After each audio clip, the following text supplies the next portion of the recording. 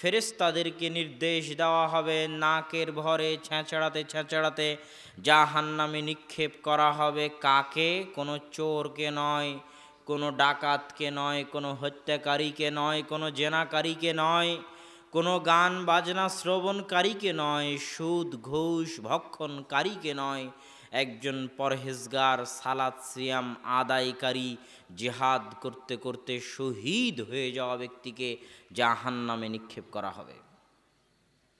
দ্বিতীয় পর্যায়ে আল্লাহ সুবহানাহু ওয়া তাআলা আমাদের মতোই কোনো এক আলেম, কোনো এক দায়ীকে উত্থান ঘটাবেন। আল্লাহ তার সামনে নেয়ামত রাজি পেশ করবেন। ফাআরাফা নিআমাহু ফাআরাফাহ, সে সব নেয়ামত স্বীকার করে নেবে। আল্লাহ বলবেন মাদা আমিলতা বিহ, এই নিয়ামত দিয়ে তুমি কি করেছো? তোমাকে মদিনা বিশ্ববিদ্যালয়ে পড়ার সুযোগ দিয়েছিলাম, অমুক অমুক মাদ্রাসায় পড়িয়ে তোমাকে আলেম বানিয়েছিলাম, তোমাকে ফ্রি থাকা খাওয়ার ব্যবস্থা করে ইমাম বানিয়ে দিয়েছিলাম, এই সুযোগকে কাজে লাগিয়ে তুমি কি করেছো? তখন সে বলবে আল্লাহ, আমি আপনার রাস্তায় কোরআন শিখেছি, করাআতু ফিকাল কোরআন তাআল্লামতুহু আল্লামতুহু, আপনার রাস্তায় কোরআন পড়েছি, নিজে কোরআন শিখেছি, মানুষকে কোরআন শিখিয়েছি। আল্লাহ বলবেন কাযাবতা, তুমি মিথ্যা বলছো, তুমি এই জন্য কোরআন পড়েছো, এই জন্য কোরআন পড়িয়েছো যেন মানুষ তোমাকে আলেম বলে, কারি বলে। ফা উমিরা বিহি ফা সুহিবা আলা ওয়াজহি ফিন্নার। আল্লাহ ফেরেশতা মণ্ডলীকে নির্দেশ দিবেন, ফেরেশতা মণ্ডলী নাকের ভরে ছেঁচড়াতে ছেঁচড়াতে এই আলেমকে, এই দায়ীকে, কারিকে, কোরআনের হাফেজকে জাহান্নামে নিক্ষেপ করবে। সে কোনো চোর, ডাকাত, জেনাকারী, ঘুষখোর, সুদখোর, গান বাজনা বাজানো ব্যক্তি, জুয়াখোর, এই জাতীয় কোনো ব্যক্তি ছিল না।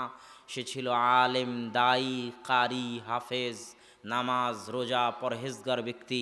আল্লাহ তাকে জাহান্নামে নিক্ষেপ করে দিবেন। তৃতীয়ত আল্লাহ সুবহানাহু ওয়া তাআলা উত্থান ঘটাবেন একজন ব্যক্তিকে যে সাদাকা করেছে আল্লাহর রাস্তায় কোটি কোটি টাকা।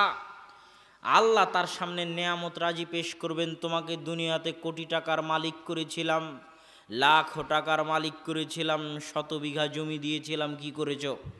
সে বলবে আল্লাহ মা তারাকতু ফিকা সাবিলান, আল্লাহ এমন কোনো রাস্তা ছাড়িনি। কথাটা শুনেন, ওই দানকারী ব্যক্তির উত্তরটা খালি শোনেন। সে এটা বলছে না আল্লাহ আমি অনেক দান করেছি, এটা বলছে না। সে বলছে আল্লাহ এমন কোনো রাস্তা ছাড়িনি যে রাস্তায় 1 টাকা দান করলে তুমি খুশি হবে। আল্লাহ এমন কোনো রাস্তা ছাড়িনি যে রাস্তায় 1 টাকা দান করলে তুমি খুশি হবে, আমি সে রাস্তায় টাকা দান করেছি। কোনো রাস্তা ছাড়িনি।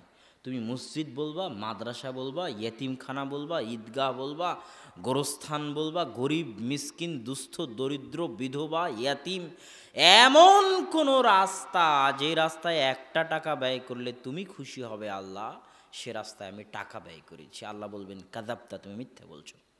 তুমি এই জন্য টাকা ব্যয় করেছো যেন মানুষের কাছে ভোট চাইতে পারো, তুমি এই জন্য টাকা ব্যয় করেছো যেন মানুষ তোমাকে দানবীর বলে, তুমি এই জন্য টাকা ব্যয় করেছো মানুষ যেন তোমার সুনাম করে, মানুষ যেন তোমার নম নম করে, তোমাকে মেনে চলে, তোমাকে ভোট দেয়। তখন আল্লাহ নির্দেশ দিবেন ফেরেশতাদেরকে, ফেরেশতা তাকে নাকের ভরে ছেঁচড়াতে ছেঁচড়াতে জাহান্নামে নিক্ষেপ করবে। সে কোনো চোর, ডাকাত, ঘুষখোর, সুদখোর কেউ ছিল না, সে ছিল দানবীর।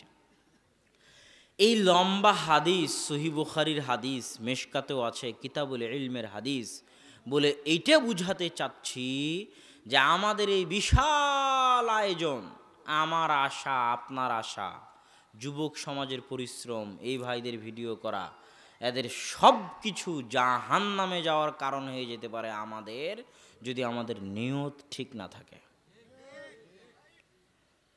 যদি আমাদের নিয়তে লোক দেখানো থাকে, আল্লাহর সন্তুষ্টি না থাকে, তাহলে শহীদ যদি জাহান্নামে যায়, দানবীর যদি জাহান্নামে যায়, আলেম যদি জাহান্নামে যায়, তাহলে আমাদের নিয়তকে বিশুদ্ধ করতে হবে যে আমরা এখানে টাকার জন্য আসিনি, আমরা এখানে সুনাম সুখ্যাতির জন্য আসিনি, আমরা এখানে লোক দেখানোর জন্য আসিনি, আমরা এখানে আল্লাহর সন্তুষ্টির জন্য এসেছি, 2টা কোরআন এবং হাদিসের কথা শিখতে ও মানতে।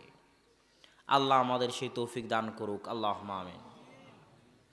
নিয়তের আলোচনার আর দুটো কথা বলে শেষ করি। প্রাথমিক কথা বলছিলাম, নিয়ত এত গুরুত্বপূর্ণ যে নিয়তের কারণে ইবাদত জাহান্নামে যাওয়ার কারণ হয়। দুই, নিয়ত এত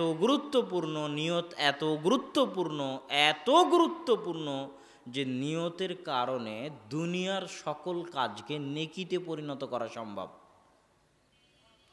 দুনিয়ার সব কাজ, আপনি বলতেছেন কি কি কাজ, মনে মনে ভাবতেছেন। আপনি রাস্তাঘাটে জমি জায়গা চাষাবাদ করা কাজ, আপনার ব্যবসা করা কাজ, আপনার দোকানপাটের কাজ, এমনকি বলতে বলতে আল্লাহ রাসূল বলেছেন আপনার স্ত্রীর সাথে আপনার সহবাস, আপনার মিলনটাও নেকিতে পরিণত করা সম্ভব যদি নিয়ত থাকে, নিয়তের কারণে। কেমনে? রাসূল সাল্লাল্লাহু আলাইহি ওয়াসাল্লাম বলছেন যে এই লাইটটা বন্ধ করা যায় না ভাই? খুব চোখে লাগতেছে এই যে ভিডিওর লাইটটা, একটু খুব কষ্ট হচ্ছে। যার ভিডিও তিনি একটু বন্ধ করে দেন। তো রাসূল সাল্লাল্লাহু আলাইহি ওয়াসাল্লাম বলতেছেন যে তার স্ত্রীর নিকটে গেল, সে যদি এই কাজটা হারাম পন্থায় করত তাহলে কি গুনাহ হতো না? বলেন, তাহলে গুনাহ হতো না? হতো না? গুনাহ হতো।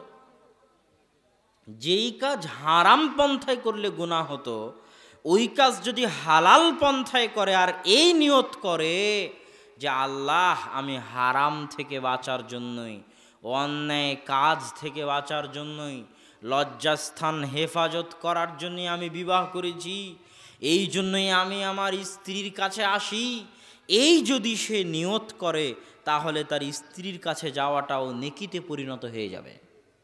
আল্লাহু আকবার। শুধু তাই নয়, আপনি আপনার সন্তানের জন্য 5টা টাকা যে খরচ করতেছেন, স্কুলে স্কুল ফিস দেন, মাদ্রাসায় মাদ্রাসার ফিস দেন, এই যে আপনার সন্তানের জামা কাপড় কিনে দেন, ব্যাগ কিনে দেন, সব সাদাকায় পরিণত হবে যদি সন্তানকে পড়ানোর পিছনে আপনার এই নিয়ত থাকে যে সন্তানকে আমি এই জন্য পড়াচ্ছি যাতে আমার সন্তান আদর্শ, সৎ, ইসলাম অনুযায়ী জীবনযাপন করতে পারে। এই নিয়ত থাকলে ওই সন্তানের পিছনে যা খরচ করবেন সব সাদাকা। শুধু তাই নয়, আপনার আজকে রাত্রে ঘুমানোটাও, ঘুমিয়ে থাকবেন আপনার নামে নেকি লেখা হবে। ঘুমিয়ে থেকে থেকে নেকি পাওয়ার কয়েকটা উপায় আছে। যেমন বাংলাদেশে একজন ডাক্তার আবিষ্কার হয়েছে যে ঘুমিয়ে ঘুমিয়ে চর্বি কাটায়, যে ঘুমিয়ে থাকবেন তারপর আপনার পেটের চর্বি কমে যাবে, ডাক্তার জাহাঙ্গীর কবির। তো ঘুমিয়ে ঘুমিয়ে থাকবেন, আপনার নামে নেকি লেখা হবে যদি শুধু নিয়ত থাকে। ঘুমানোর সময় যদি আগে আগে ঘুমান, এই নিয়ত করেন যে উঠে তাহাজ্জুদের সালাত আদায় করবেন, এই জন্য আগে আগে ঘুমাচ্ছেন, উঠে ফজরের সালাত আদায় করবেন, এই জন্য আগে আগে ঘুমাচ্ছেন, তাহলে আপনার ঘুমানোটাও কিসে পরিণত হয়ে যাবে? নেকিতে। শুধু তাই নয়, এখানে ঘুমানোর মধ্যে আরও একটা বড় ফজিলত আছে। এত বড় ফজিলত খুব কম আমলের আছে। সেটা কি?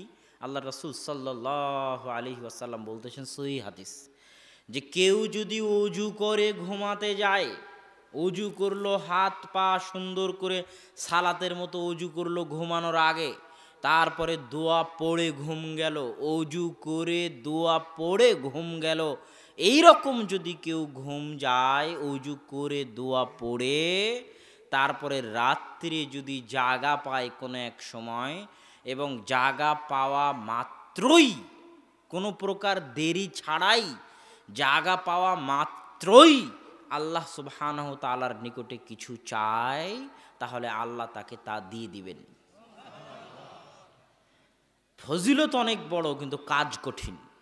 আপনি হয়তো উজু করেও নিলেন, ভালো কথা, দোয়াও পড়ে নিলেন, ভালো কথা, কিন্তু রাত্রে ঘুম ভাঙার পরেই যে আল্লাহর কথা মনে পড়বে আর কি গ্যারেন্টি?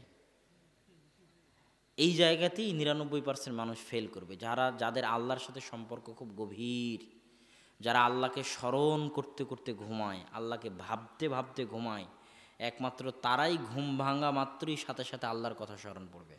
নাহলে অন্যদের ঘুম ভাঙার পরে দুনিয়ার কোন কথা যে মাথায় আসবে তার কোনো গ্যারেন্টি নাই। সাথে সাথেই আল্লাহর কথা মাথায় এসে আল্লাহর কাছে কিছু চাইবে, এটা অনেক কঠিন। আর যদি পারে তাহলে আল্লাহ রাসূল বলছেন আল্লাহ তাকে তা দিয়ে দিবেন। তাহলে ঘুমও মানুষের জন্য নেকিতে পরিণত হয়ে যেতে পারে। আর আরেকটা ঘুমের নেকিতে পরিণত হওয়ার আরেকটা মজার জিনিস বলি। আমাদের একজন ওস্তাদ ছিলেন মদিনা ইসলামী বিশ্ববিদ্যালয়ে, তো তিনি ছাত্রদের সাথে খুব কড়াকড়ি করতেন। 2 মিনিট বেশি দেরি হলে 1 মিনিট দেরি হলে ঢুকতে দিতেন না। তো এই কারণে ছাত্ররা তারপর একটু মনক্ষুণ্ণ থাকতো, প্রশ্ন অনেক কঠিন করতেন, এই কারণেও ছাত্ররা মনক্ষুণ্ণ থাকতো, নাম্বার অনেক কম দিতেন, এই কারণে মনক্ষুণ্ণ থাকতো। তো উনি ক্লাসে এসে বলতেন, তোমরা জানো আমি যখন ঘুমিয়ে থাকি তখন আমার নামে নেকি লেখা হয়। আমি বলি কেন? আমরা জিজ্ঞেস করলাম কিভাবে আপনি ঘুমিয়ে থাকলে আপনার নামে নেকি লেখা হয়? তো বলে আমি যখন ঘুমিয়ে থাকি তখন তোমরা মদিনা বিশ্ববিদ্যালয়ের রুমে বসে আমাকে গালাগালি করো, আমার নামে দুর্নাম করো, আর আল্লাহ আমার নামে নেকি লিখতে থাকে। তো এটা এমনি কথার মধ্যে আসলে এই জন্য বললাম। তো নিয়ত এত গুরুত্বপূর্ণ, নিয়ত এত গুরুত্বপূর্ণ যে এক, নিয়ত না থাকলে, বিশুদ্ধ না হলে মানুষের ইবাদত মানুষকে জাহান্নামে নিয়ে যাবে। 2, নিয়ত এত গুরুত্বপূর্ণ, এত গুরুত্বপূর্ণ যে নিয়তের কারণে দুনিয়ার সব কাজকে নেকিতে পরিণত করা সম্ভব। 3, নিয়ত এত গুরুত্বপূর্ণ, এত গুরুত্বপূর্ণ যে কাজ করার ক্ষমতা নাই ওই কাজেরও নেকি অর্জন করা সম্ভব নিয়ত দিয়ে। দলিল, রাসূল সাল্লাল্লাহু আলাইহি ওয়াসাল্লাম বলতেছেন, যখন কোনো মানুষ গুনাহের কাজের নিয়ত করে, যে গুনাহের কোনো একটা কাজ করবে মর্মে পরিকল্পনা করেছে, তখন আল্লাহ সুবহানাহু ওয়া তাআলা ফেরেশতাদের বলেন যে তার নামে তোমরা কোনো গুনাহ লিখিও না। দেখো আমার বান্দা যতক্ষণ না গুনাহটা করতেছে ততক্ষণ তার নামে কোনো গুনাহ লিখিও না। এবার অপেক্ষা করতে করতে করতে করতে করতে করতে কোনো একটা পর্যায়ে গিয়ে কোনো এক কারণে ওই ব্যক্তি তার গুনাহের নিয়ত থেকে ফিরে আসে, গুনাহ করবে না মর্মে সিদ্ধান্ত নেয়, তখন আল্লাহ ফেরেশতাদের বলেন আমার বান্দা গুনাহ করার নিয়ত করেছিল, ফিরে এসেছে, তার নামে নেকি লেখো। আল্লাহু আকবার।